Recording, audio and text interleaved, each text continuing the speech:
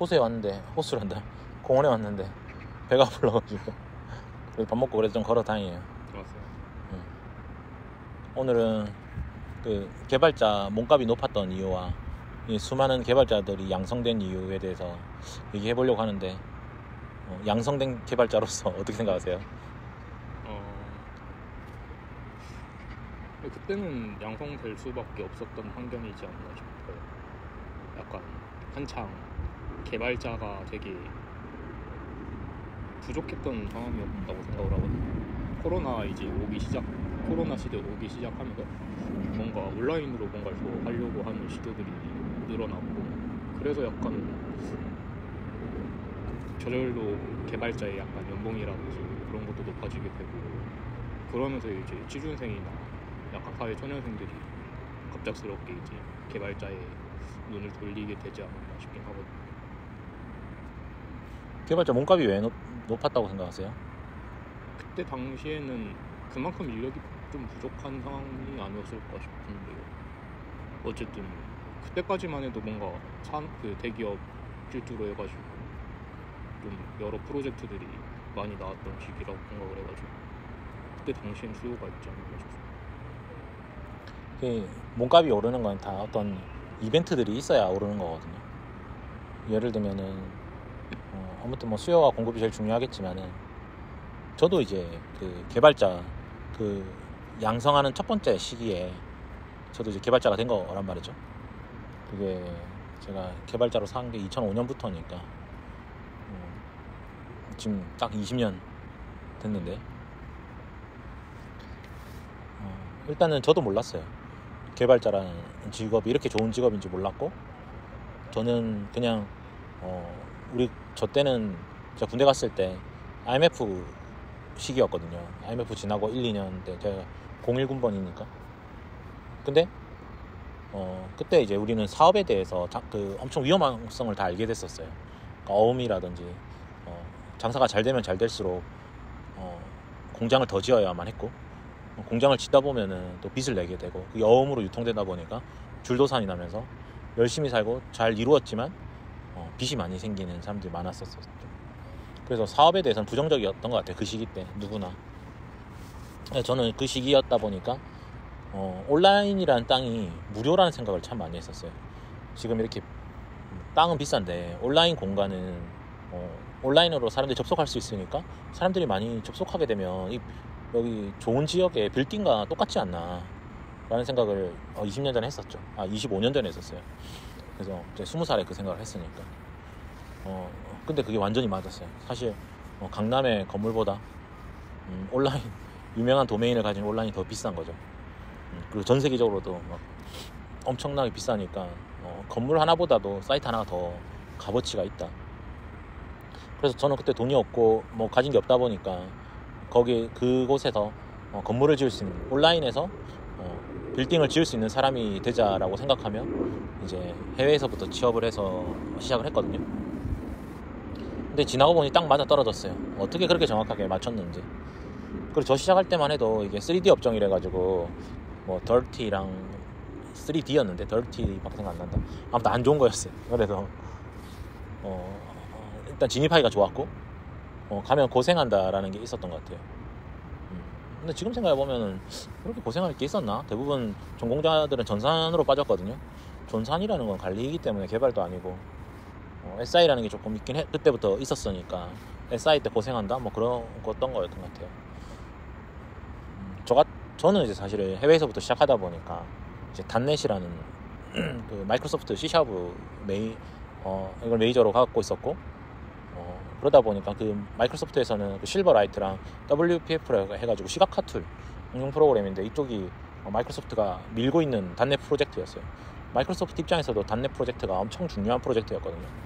뭐 물론 나중에 모바일 시대가 등장하면서 이 계획이 다 망한 거지만은 지금도 WPF는 많이 쓰고 있어요. 인기가 좋고.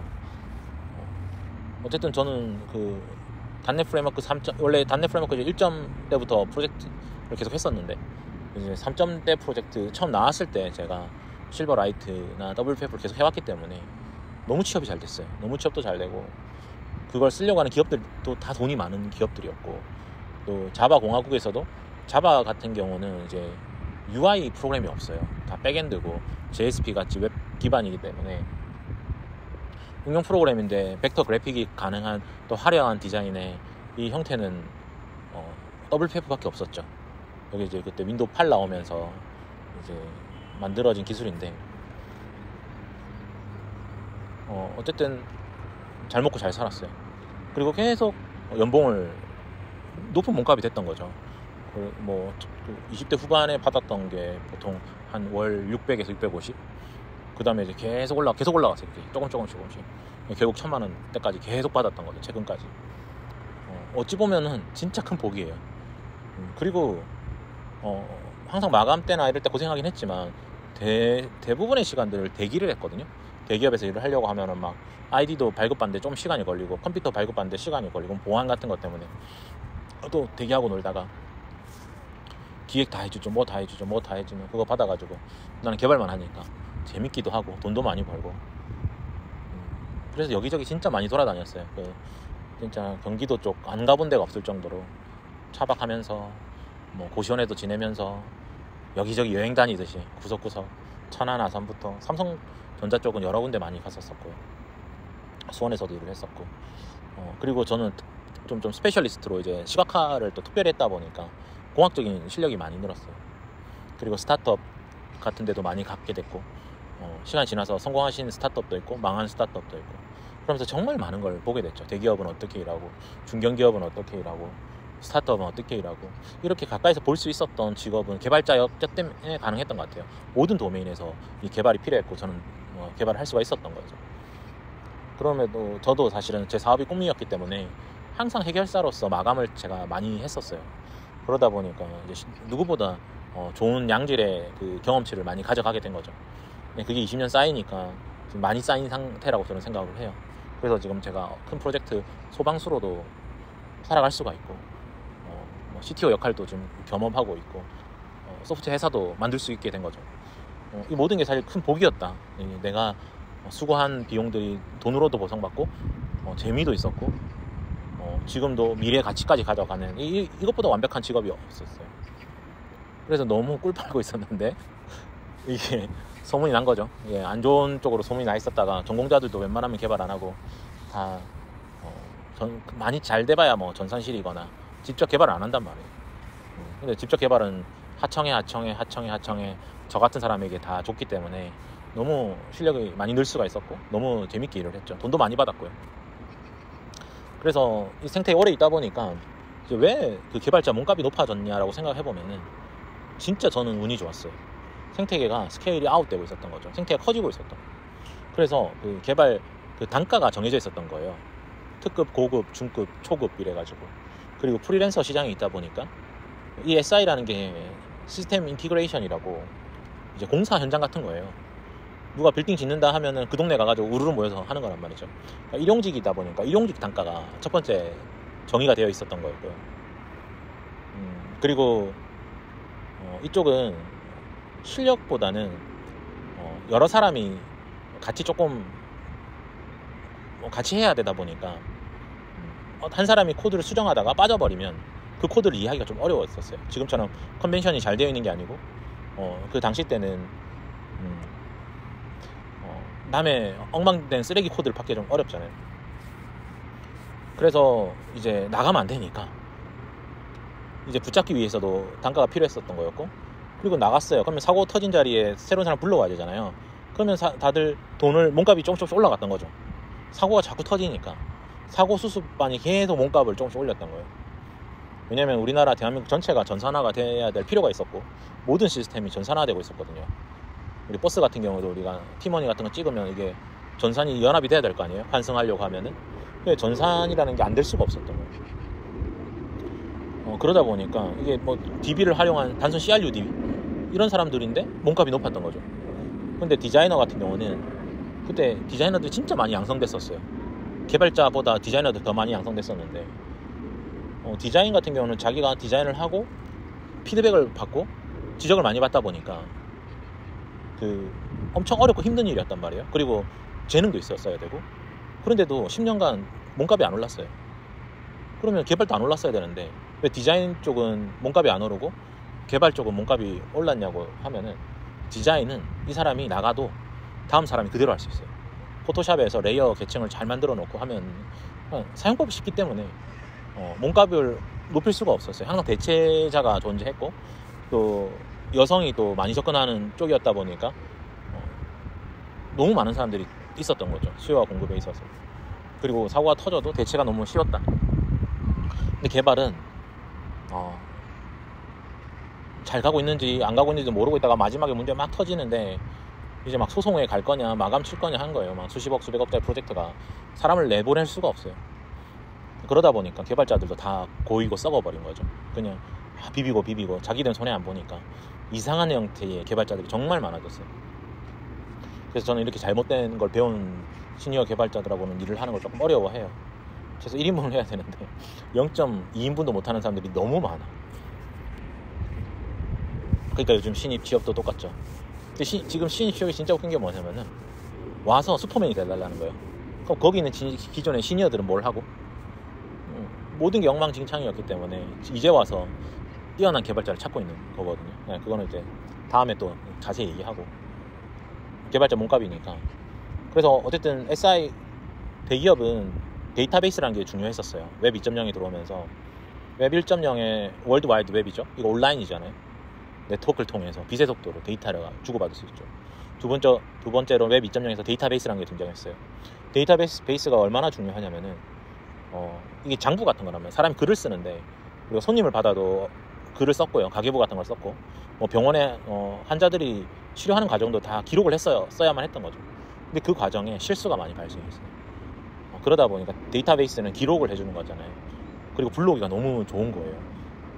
컴퓨터가 없는 시절에는 어떤 회사든 그 서류함이 많았었어요. 막 그걸 꼼꼼하게 했었어야 된다고. 근데 이제 그런 게 없어져 버렸죠. 그만큼 기업은 그 서류함이 엔트로피가 엄청나게 높아지게끔 되어 있어요. 계속 제곱으로 그 서류가 많아질 수밖에 없는 구조였던 거예요. 그러다 보니까 데이터베이스에다가 내용을 넣고, 그러다 보니까 이제 그 중심을 따라서 이제 업무를 보시는 사람들이 또 DB에다가 추가 내용을 넣었어야 되는 거예요. 그걸 또 눈으로 볼 수 있어야 되고. 네. 아무튼 이 과정을 거치면서 시스템 인티그레이션이라는 SI 사업이 계속 발주가 됐던 거죠. 차세대. 예, 왜? 계속 이게 더 효율성이 높아야 경쟁에도 이기고 인력이나 효율적으로 사용할 수가 있으니까. 한두 사람만 있어도 서로 협업하기가 어려운데 100사람 이렇게 대기업 같은 경우는 몇백 명, 400명, 500명도 소화를 하려면은 이게 너무 중요한 일이었던 거죠. 그래서 시스템 인티그레이션을 계속 하면서 수요가 넘치다 보니까 몸값은 계속 높아져 갔던 거예요. A라는 현장과 B라는 현장이 동시에 진행되니까. 그럼 A라는 현장에서 사람을 데리고 와야 되거든요. 맞죠? 이제 그렇게 몸값이 높아지는 과정에 이제 또 엄청난 이벤트가 발생한 거예요. 코로나였나요? 맞죠? 감기. 코로나 때 사실 그 전부터 시작되긴 했지만 스마트폰이 등장하면서 O2O 서비스라는 게 시작됐어요. 오프라인 투 온라인이라고. 이제 오프라인에 있는 것들이 온라인으로 많이 넘어가게 된 거죠. 대표적인 게 쇼핑몰 같은 거죠. 우리가 현장에서 옷을 고르다가 온라인에 이미지만 보고 옷을 고르고. 근데 O2O 이제 패권 전쟁이 붙으면서 코로나 때 이제 투자자들이 O2O 쪽으로 투자가 엄청나게 일어났어요. 그게 금융업이라든지 토스라든지 그런 쪽이 여러 분야에서 동시에, 배달의 민족이라든지. 그러다 보니까 인력이 어디 있어요? 시니어 인력이 다 어디 있다? SI에 있다. SI 인력을 데리고 오려고 하다 보니까 몸값이 너무 높아져 버린 거예요. 몸값이 SI 인력이 너무 높으니까 어떻게 해야 돼요? 근데 시니어들이 실력이 없어. 그냥 단순 DB에만 연결만 하는 그런 분들이 와가지고 O2O 서비스란 건 모바일 앱도 나와야 되고, 그 사이에 전산 처리 기능도 있어야 될 거고, 시각화기도 좀 있어야 되고, 통계도 좀 있어야 되고, 여러 가지 있을 거잖아요. 물론 이제 그걸 다 사스 형태라든지 그렇게 구매해서 썼겠지만, 어쨌든 문제를 헤쳐나가기 위해서는 그 끝단에서 마무리를 하거나 이것들을 이기종 간에 통신하는 걸 연결할 수 있는 사람이 필요했던 거죠. 그리고 빅데이터도 처리했었어야 돼요. 왜냐면 B2C가 되다 보니까 SI가 쉬웠던 거는 그 안에 내부 직원이 쓰는 거여가지고 많이 써봐야 300명, 400명이 쓰겠죠. 근데 300-400명한테 버그가 있으면 그냥 지시를 한 거예요. 불편해도 해라. 따로 버그가 있어도 그냥 주먹구구식으로 다르게 헤쳐나갈 수가 있었고, 그러면서 SM이라는 게 등장해요. 시스템 메인터넌스인가? 아무튼 유지보수하는 그 인력이 있으면서 계속 그런 건 바이 건을 몇 년간 완성해 나갔던 거죠. 그러니까 프로젝트 1년 하면 3, 4년 동안 해서 그나마 쓸 수 있게 계속 이렇게 해서 SM 인력도 있었던 거고. 그래서 어쨌든 오토 서비스 쪽에서 많은 챌린지가 발생하고 경쟁이 발생하다 보니까 실력 있는 개발자가 갑자기 필요해졌던 거예요. 그래서 개발자 양성이나 이런 게 더 심해졌던 거죠. 그러니까 이제 실력 있는 개발자를 모셔와야 되니까 복지나 비용이나 이런 게 말도 안 되는 뭐 초봉 얼마 이런 식으로 근무 뭐 시간 뭐 좋은 장비 뭐 운동 뭐 이런 것들이. 근데 다른 직종에는 그런 게 없거든요. 노동자가 일을 하는데 무슨 그런 게 있어요. 맛있는 제때 반만천도 나고 막 그런 건데 공장에서 다들 일하다가 그러니까 이제 개발자라는 게 말도 안 되게 좋은 거죠. 저도 이제 그 과정에서 그것들 다 누리면서 살아봤거든요. 그래서 저도 너무 좋았어요. 돈도 많이 받고 널널하고. 지금도 좋아요. 지금도 창업해서 너무 좋고 매일 여유롭죠. 뭐 자유롭게 살고. 근데 이제 너무 많은 사람들이 코로나 때 들어와 버린 거예요. 그리고 뭐 학원이라든지 교육 막 양성하는데 막 엄청나게 그런 부분들이 잘 되다 보니까 개발자 양성이 더 심해졌던 거죠. 마케팅적으로. 그래서 통계적 사고를 해야 되는데 수요와 공급이 역전돼 버리고. 근데 여기 악순환 동시에 발생한 게 뭐냐면은 AI가 등장하면서 SI 이제 차세대가 의미 없게 돼 버렸어요. 더 이상 DB에다가 중앙화하는 거는 없다. 이제 업무 자체가 사람의 역할도 AI가 대신하기 때문에 그 사람이 일을 하기 위해서 필요했던 것들이 줄어들게 되는 거고. 일단 대기업들이 지금 줄도산하게 생겼어요. 무슨 차세대가 계속 성장하고 있어야 계속 연구 비용을 들이고 시스템을 확장시키지. 그럼 지금 있는 시스템도 충분하기 때문에 SI 인력이 갑자기 낙동강 어리야로 됐어요. 근데 오토도 이제 패권 다툼이 끝난 거예요. 쿠팡이나 배민 같은 데서 이제 자리를 잡아버린 거예요. 그 수많은 경쟁자들은 다 죽었고 그 수많은 경쟁자가 필요했던 그 뛰어난 개발자들도 다 필요 없어져 버렸어요. 그래서 아무도 개발자가 필요 없는 상황이 됐는데, 그럼 기존에 그래도 20년 차, 뭐 15년 차 이런 사람들은 그래도 시장이 축소된다 한들 일은 좀 있어야 되잖아요. 근데 그렇지도 않아요. 너무 많은 사람이 들어와 버린 거예요. 너무 많은 사람들이 들어왔는데, 그래서 지금 뭐 자코리아나 이런 데 IT 쪽 뭐 하면은 몇백 명이 지원한대요. 신입들. 저도 지원 안 해봤지만 간접적으로 보면은 진짜 뭐 100군데 거죠. 뭐 100군데 넣으면 뭐 두세 군데 면접 보고 이런 케이스가 있다 하더라고요. 그리고 실제로 그거 뚫어내려면은 기존의 인력도 다 자르고 있는 회사에서, 구조조정한 회사에서 아무나 뽑겠냐라는 거예요. 진짜 뛰어난 사람 뽑겠죠. 그냥 불 꺼줄 사람이죠. 근데 제 입장에서는 대다수가 공학적인 지식이 있는 건 아니었고, 공학적 지식이 없는 개발자다 보니까 이제는 진짜 공학적 지식이 있는 사람들을 뽑는 거예요. 경쟁력에서 살아남아야 되니까. 스타트업이라는 거는 대기업이 하지 못하는 일을 진짜 작은 곳에서 뚫어나가는 거기 때문에 실력이 진짜 뛰어나야 되거든요. 이제 아무튼 그래서 녹음되고 있네. 너무 길게 얘기했다. 그래서 이제 사람들은 많이 양성됐지. 오토 서비스 스타트업 투자도 지금 다 망해가지고 그냥 VC들 다 죽어나가고 있지. 그 다음에 대기업들도 다 시스템 인테그레이션 안 하지. 그러면 이제 새로 유입된 개발자들도 너무 안 됐지만은 기존에 있는 개발자들 더 안 됐어요. 예를 들면 3년차 정도 돼가지고 막 결혼도 하고 집도 어떻게 빚내서 구하고 했는데 이제 취업이 안 되는 상황이 돼버린 거예요. 그래서 진짜 곡소리 나는 곳이다. 지금 개발 시장 자체가.